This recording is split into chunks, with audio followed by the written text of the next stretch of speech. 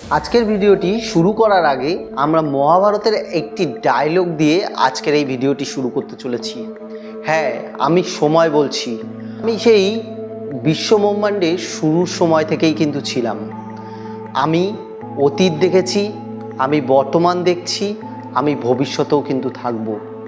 হ্যাঁ, আমি সৃষ্টির শুরুতে ডাইনোসরদের আগমন দেখেছি, কালের নিয়মে তাদের বিলুপ্তিও দেখেছি।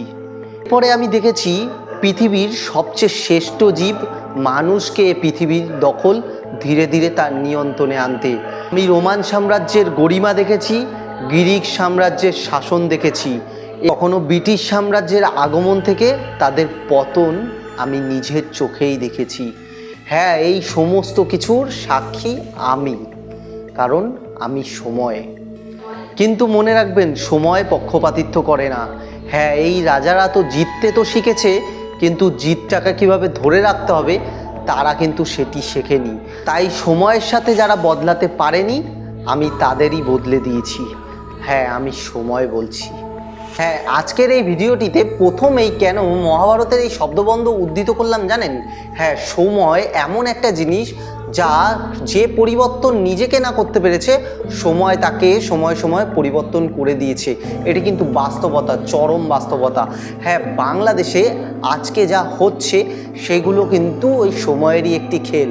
হ্যাঁ, শেখ হাসিনা, যিনি কিনা মানুষ ভেবেছিল এক সময় 2009 সালের সময় যে এই অত্যাচার, বিএনপি জামাতের যেই অত্যাচার, সেই অত্যাচার থেকে মানুষকে বাঁচাতে পারে শেখ হাসিনা। এই শেখ হাসিনার উপরে মানুষ তখন ভরসা রেখেছিল। তাকে ভেবেছিল যে একমাত্র এই বিএনপি জামাতের যে অত্যাচার, যে দুর্নীতি, যে সন্ত্রাসবাদী কার্যক্রম, তার থেকে মানুষ শেখ হাসিনাকে চুজ করেছিল যে সে তাদের উদ্ধার করতে পারে।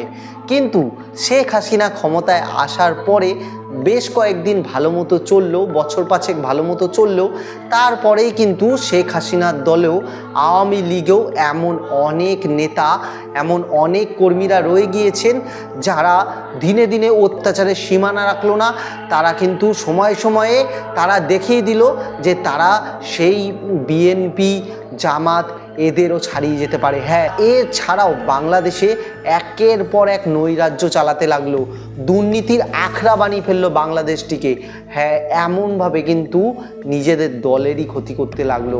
আর এরপরেই কিন্তু দীর্ঘকাল 15 বছর ধরে শাসন চলতে চলতে শেখ হাসিনা এমন একজন মানুষে পরিণত হয়ে গেল যে স্বৈরাচার ছাড়া আর কিছু বুঝতো না।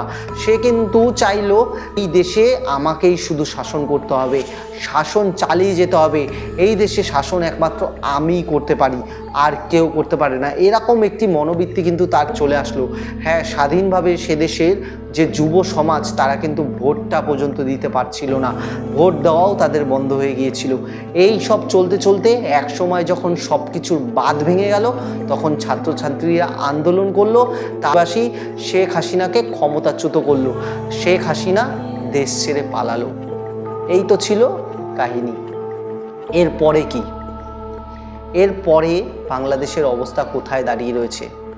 হ্যাঁ, যবে থেকে শেখ হাসিনা পালিয়েছে, সেই দুপুর থেকে পুরো দেশটার উপর যে তাণ্ডব লীলা চলেছে, একের পর এক ভাঙচুর, সমস্ত গণভবন থেকে শুরু করে সংসদ ভবন, এমনকি কোনো মনুমেন্ট, রবীন্দ্রনাথের স্মৃতিসৌধ, কোনো কিছু কিন্তু ছাড় দেওয়া হয়নি, সব কিছু ভেঙে তছনছ করে দেওয়া হয়েছে। বঙ্গবন্ধু শেখ মুজিবুর রহমানের যে মিউজিয়ামটি ছিল, যখন স্বাধীনতার প্রাক্কালে বা স্বাধীনতার আগে বা পরে যেসব স্মৃতিসৌধ ছিল, তার মধ্যে কিন্তু সব সংরক্ষিত ছিল, সেই সমস্ত মিউজিয়ামটাকে জ্বালিয়ে পুড়িয়ে দেওয়া হয়েছে। এমনকি গায়ক রাহুল আনন্দ যেই বাড়িটিতে তিনি থাকতেন, ওটার উপরে তিনি 3000 বাদ্যযন্ত্র তার নিজের হাতে তৈরি করেছিলেন, সেই বাদ্যযন্ত্রগুলোকে ভেঙে ধূলিসাৎ করে দেওয়া হয়েছে, তার বাড়িটিকে জ্বালিয়ে দেওয়া হয়েছে। সমস্ত হিন্দু মানুষের উপরে অত্যাচারের কোনো সীমানা নেই। আজ হিন্দুরা বর্ডারে এসে দাঁড়িয়ে রয়েছে যে ভারত সরকার তাদের যদি থাকার জন্য জায়গা দেয়, ভারতে একটু জায়গা দেয়, তারা নিজেদের জীবনটাকে বাঁচাবে। তাদের নিজের জীবনের ব্যাকুলতা নিয়ে তারা বর্ডারে দাঁড়িয়ে রয়েছে সুরক্ষার জন্য। তাহলে বুঝতে পারছেন সময়ের খেল। একজন শাসককে শাসক বানালো যেই জনগণ, সেই জনগণই সেই শাসককে অত্যাচারী দেখে তাকে উজাড় করে দিল। আর উজাড় করার পরে সেই জনগণ তাদেরই একাংশ আবার অত্যাচার করছে, যারা একসাথে মিলে সেই অত্যাচারী শাসককে উজাড় করার চেষ্টা করলো তাদেরই ওপরে। হ্যাঁ, এই যে ছাত্র আন্দোলন হয়েছিল, এতে কিন্তু হিন্দুদেরও পাঠ ছিল একটি বিশাল। অনেক হিন্দু স্টুডেন্টরা দেখেছি এই হাসিনার যে শেষের দিকের একটি অন্যরকম মনোভাব, সেইটির প্রতিবাদ করেছিল, রাস্তায় নেমেছিল, আন্দোলন করেছিল। কিন্তু আজ যখন এই আন্দোলন শেষে যখন হাসিনা পালিয়ে গেল, তারপরে যত অত্যাচার, সবচেয়ে বেশি এর শিকার 7% যে হিন্দুরা রয়েছে তাদের উপরে।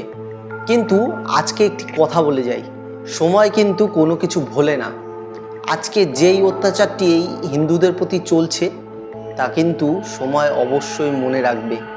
শুধু এই হিন্দুদের কেন বলবো, অনেক আওয়ামী লীগের মুসলমান ভাইদের ওপরও কিন্তু খুব অত্যাচার চলছে পুরো বাংলাদেশ জুড়ে, কিন্তু এর কোনো বিচার হচ্ছে না এখনো অবধি। হ্যাঁ, বাংলাদেশ সেনাবাহিনী হাসিনা চলে যাওয়ার পরেই মাত্র 1 ঘন্টার মধ্যে দায়িত্ব নিয়েছিল, আর দায়িত্ব নিয়ে তারা একের পর এক হিন্দু নিধনযজ্ঞ বা আওয়ামী লীগ নিধনযজ্ঞ কিন্তু চালিয়ে গিয়েছে প্রদেশ জুড়ে। আর এর ফলে কি বোঝা যাচ্ছে যে আগামী দিনে সংখ্যালঘুদের অবস্থা আরও খারাপ হতে চলেছে বাংলাদেশে। তবে এখানে একটি কথা, সময় কোনো কিছু ভোলে না। আজকে যেই জিনিস চলছে, একদিন না একদিন এরও কিন্তু বিরোধিতা হবে। আজকে যারা এই অত্যাচারে লিপ্ত হয়ে গিয়েছে তাদেরও অবস্থা শেখ হাসিনার মতো হবেই, কেউ আটকাতে পারবে না। বাংলাদেশের শিক্ষিত সভ্য যেই সমাজ রয়েছে, আশা করি তারা তাদের সংখ্যালঘু ভাইদের সুরক্ষা দেবে। যারা আওয়ামী লীগ পার্টি করে কোনো দোষ করেনি তাদের উপর থেকে এই জুলুমবাজি বন্ধ করবে, তাদের সুরক্ষা দেবে। এটি কিন্তু হওয়া উচিত একটি সভ্য দেশের। যারা দোষ করেছে তারা তাদের আইনানুগ ব্যবস্থা হোক, কিন্তু যারা নির্দোষ শুধুমাত্র পার্টি করার জন্য, বা হিন্দু হলেই আওয়ামী লীগ হলেই তার উপর অত্যাচার, এই জিনিস কিন্তু বন্ধ করা উচিত। আশা করি এগুলো বন্ধ হবে। নোবেলজয়ী অর্থনীতিবিদ মোহাম্মদ ইউনিস বাংলাদেশের প্রধানমন্ত্রী হিসাবে দায়িত্ব নিতে চলেছেন। আশা করি তিনি এই সব পদক্ষেপ নেবেন, ভারতের সাথে সুসম্পর্ক বজায় রাখবেন, আবার ভারত বাংলাদেশ বন্ধুত্বপূর্ণ সুসম্পর্ক স্থাপন হবে, এই আশা করছি। আজকের ভিডিওটি যদি আপনাদের ভালো লেগে থাকে তাহলে অবশ্যই একটি লাইক করে দেবেন। ফেসবুকে দেখলে আমাদের চ্যানেলটি ফলো করতে ভুলবেন না। ইউটিউবে দেখলে অবশ্যই সাবস্ক্রাইব করে দেবেন। ধন্যবাদ।